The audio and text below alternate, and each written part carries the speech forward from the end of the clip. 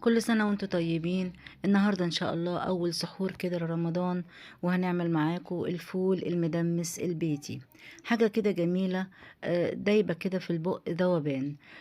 تحس انها كهرمان زي الزبدة، قشرته كده دايبة دوب، من غير اي اضافات ولا مواد صناعية ولا اي حاجة. هي معلقة كده سحرية، هوريها لكم وانا بعمل الفول، ان شاء الله تعجبكم ويعجبكم السحور بتاعنا النهاردة. وان شاء الله تجربوا. طبعا الفول ده فول بيتي، انا الصبح نقعته وبدأت كده اعمله في العصر ان شاء الله. نقيته وغسلته ونقعته كده لحد ما قشرته دابت، وبعدين ولعت عليه وهنزله اهو في القدرة. طبعا المية مغلية مش مغلية مش هتفرق. وهعمل معاه طماطمايه، هعمل معاه شوية عدس اصفر، مش اكتر من كده. هي حاجات بسيطة وجزراية وخلاص، يعني ما بحطش معاه شوية فول مدشوش، حاجات طبيعية كلها من البيت. نص كوباية فول مدشوش على نص كوباية عدس اصفر اهو. بنزلها اهي قدام حضراتكم، وجزراية مبشورة وطماطمايه مقطعة. بس انا بسيبه بقى لما يغلي كده على النار. واول ما يغلي واحس ان هو كده خلاص هيبدأ يفور بقى يعني يغلي، اوطي عليه بقى خالص، سهرية زي الشمعة كده. واحط عليه كده اشيل بقى منه الغطا بتاع القدرة دي خالص، واحط عليه طبق واملاها مية، عشان المية دي كل ما اجي ينقص الفول انزل عليه مية سخنة على طول، بتسهل زي ما انتوا كده شايفين اهو بالطريقة دي. اول ما يغلي كده بروح انا موطيه عليه بقى خالص. ويبقى معايا وقت ادي معلقه بقى اهي. اول ما يغلي احط معلقه السكر دي، ما بحطش بقى ولا بيكنج باودر ولا كربونات ولا حاجه، معلقه سكر وشويه كمون، بس كلها مواد طبيعيه وحاجات في البيت. والفول بيبقى قشرته دايبه دوبان من معلقه السكر دي. عمرك ما تحسي بالقشر خالص، ولا تعمليه بهاند بلندر ولا خلاط ولا اي حاجه. بيبقى فاتح وجميل ومزبت كده، وفي منتهى الجمال. تقعدي تاكلي فيه انتي وولادك نص كيلو فول اكتر من اسبوع كمان. شايفة الفولية زي الزبدة ازاي، وقشرتها منهية كده قدامك، ولا فيها قشرة ولا اي حاجة. يعني معلقة السكر دي بصراحة بتبقى سحرية، يعني ما بتخليش اي اثار للقشرة خالص. انا هنا هعمل بقى بطاطس كده مش مقلية. انا هسلقها الاول، هقطعها مكعبات كده. بطاطستين كبار هقطعهم مكعبات. هعملهم نوعين بطاطس كده. انتوا عارفين طبعا السحور بيبقى لازم كده يبقى فيه كذا حاجة كده قدامك على السفرة، عشان تفتح النفس طبعا. انا هقطع البطاطس دي مكعبات وهسلقها كده نص سليق يعني، ومعها شوية ملح بس. اخلص بس التقطيع وبعدين احطها على النار. انا مولعة على المية بتغلي، وفي نفس الوقت كنت بسيح السمنة برضو علشان استخدمها بقى، يعني الاستعدادات بقى بتاعت رمضان. وعقبال عندكم انا جبت الحامل دوت، فاعذروني بقى لو انا ايه اتلخبطت كده في التصوير او حاجة، يعني يعني بصور لنفسي كده يعني. فادي المية اهي، هنزل بقى فيها البطاطس. هنزل بطاطس المكعبات فيها وعليها شوية ملح بس، مش هحط اي حاجة تاني. واسيبها بقى كده واعمل برضو حاجة تانية. دي بطاطس بالكزبرة الخضراء، طعمها جميل جدا، وبتبقى يعني زي مقبلات كده جنب الفول. والله الفول ما بيبقاش محتاج اي حاجة، خصوصا انا هعمل منه 3 اصناف دلوقتي قدامكم، هيعجبكم خالص. المية طبعا نقصت، هزودها شوية علشان انا كنت مولعة عليها من شوية يعني. هزودها شوية واروح بقى ايه ابدأ في عمايل الفول. شوية ملح بقى كده عليها واسيبها. ان شاء الله الفول ده يعجبكم تجربوه. يعني حاجات بسيطة خالص. عدس، نص كوباية عدس، نص كوباية فول مدشوش اللي هو بتاع الطعمية، نص كيلو فول، جزراية، طماطمية مقطعة بس. وبعد ما كل المكونات دي ما تغلي بحط معلقة السكر الصغيرة وشوية كمون. ادي الطبق اهو اللي انا على طول بحطه على الفوالة من فوق. اول ما ينقص القدرة اروح مزودها مية بتغلي على طول. ما تزوديش ميه ساقعه علشان الفول ما يسودش.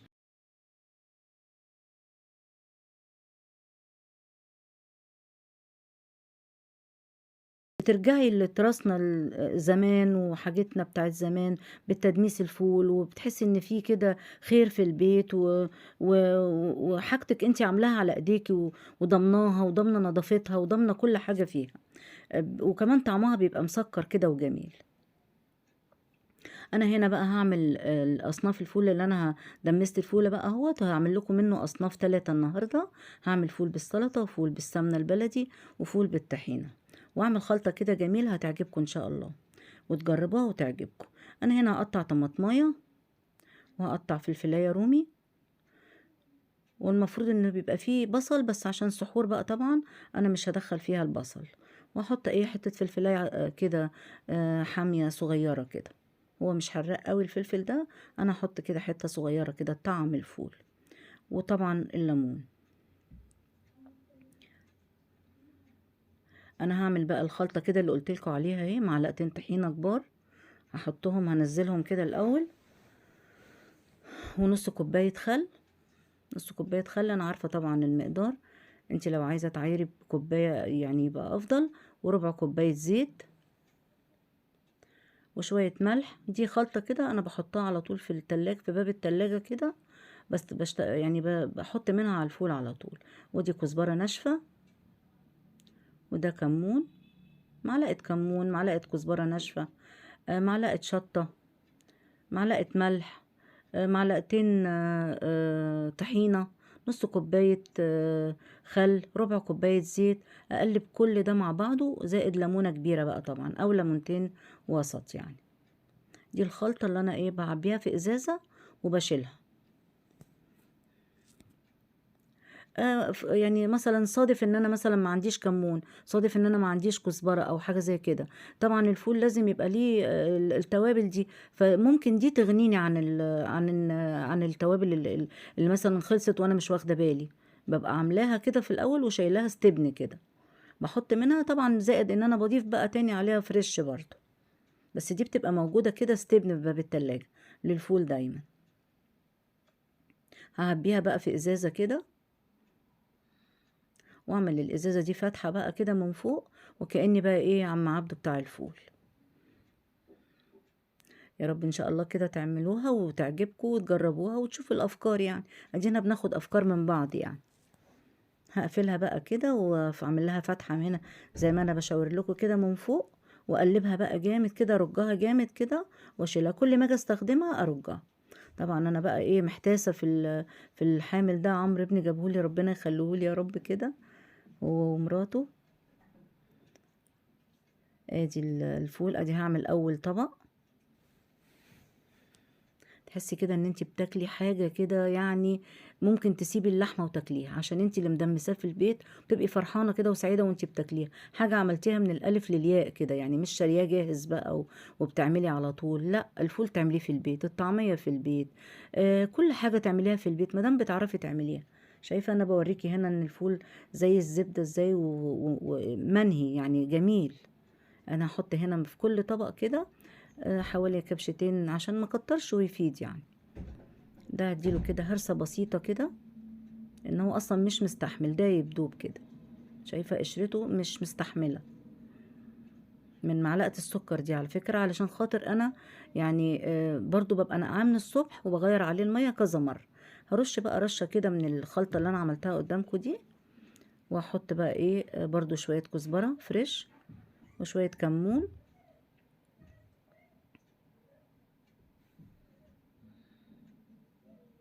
وشوية ملح. وفي الاخر كده احط ايه المع كده ايه بمعلقه زيت، واقلبه تقليبه خفيفه كده وخلاص. كده ده اول طبق، وتقريبا ده اول طبق بيخلص برضو على السحور. هما بصراحه التلاتة بيبقوا اجمل من بعض. وعلى الوش برضو شويه طحينه. احنا لو اتشافنا كده واحنا بنعمل الطحينه دي كلها نتاخد مخالفه. ادي ايه الطبق التاني، ده اللي اكيد ده بقى اللي هنعمله بقى في السلطه، بيبقى برضو جميل، ده بزيت وليمون وبالخضار.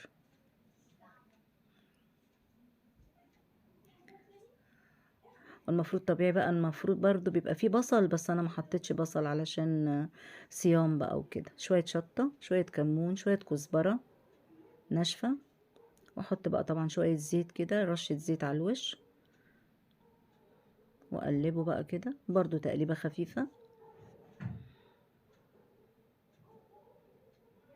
انا هنا نسيت ان انا حطيت ملح ولا لا، بس قلت ايه احط احتياطي، مش مشكلة.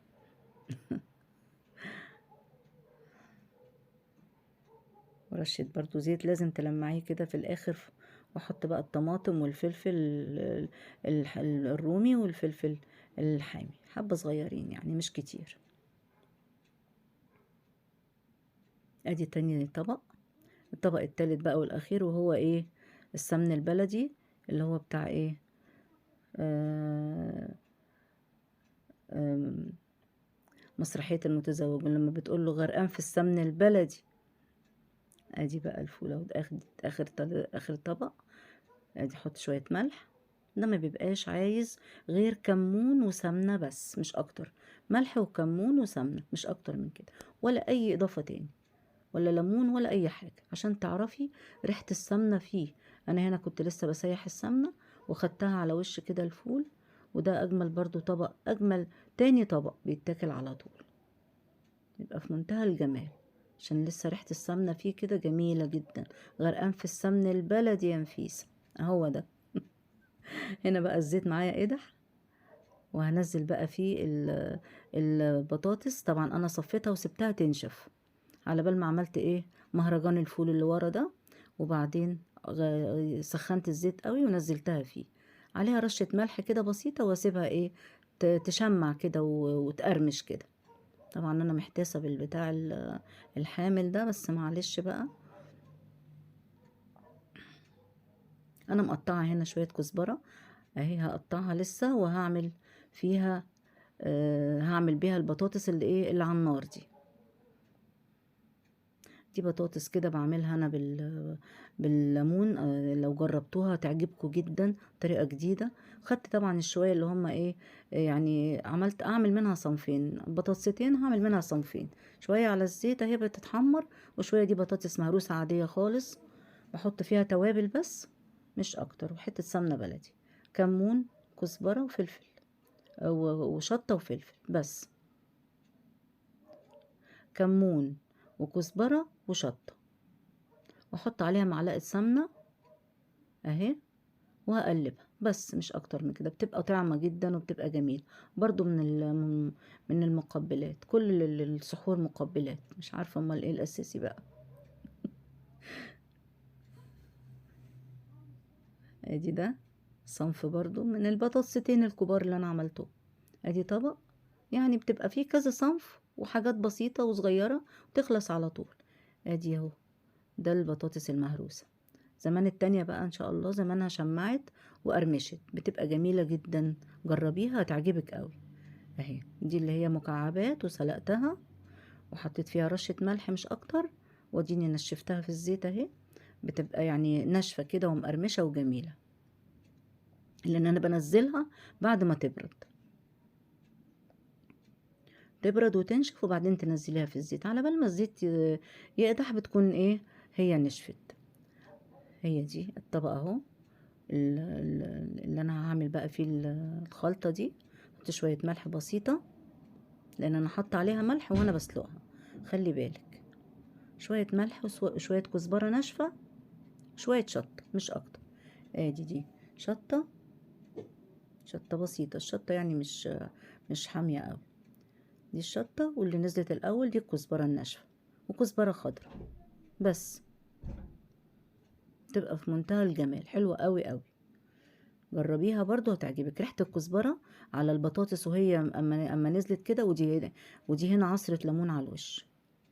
بس هقلبها بقى طبعا، التقليب بتاعي بقى طبعا، يا رب تعرفوا تعملوا كده، بتبقى جميل. ادي الشطة والكزبرة الناشفة والكزبرة الخضراء. وده بيض اهو مسلوق طبعا عادي خالص، كل الناس بتعرف تسلق البيض، ما اظن بقى ما حدش ما بيعرفش يسلق البيض. دي البطاطس المهروسة ومعمولة بالسمن البلدي. وادي سحورنا النهاردة.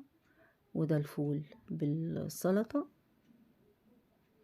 والفول بالطحينة، جميل جدا، هيعجبكم قوي، محبش وجميل حلو قوي. وده بالسمن البلدي طبعا، غرقان في السمن البلدي يا نفيسة. يلا كل سنة وانتوا طيبين، وكل سحور وانتوا طيبين. ودي البطاطس الجميلة جدا، اتمنى برضو تجربوها. ولازم يكون في حاجة خضرة، خيار. ومع الف سلامة، وتصبحوا على خير.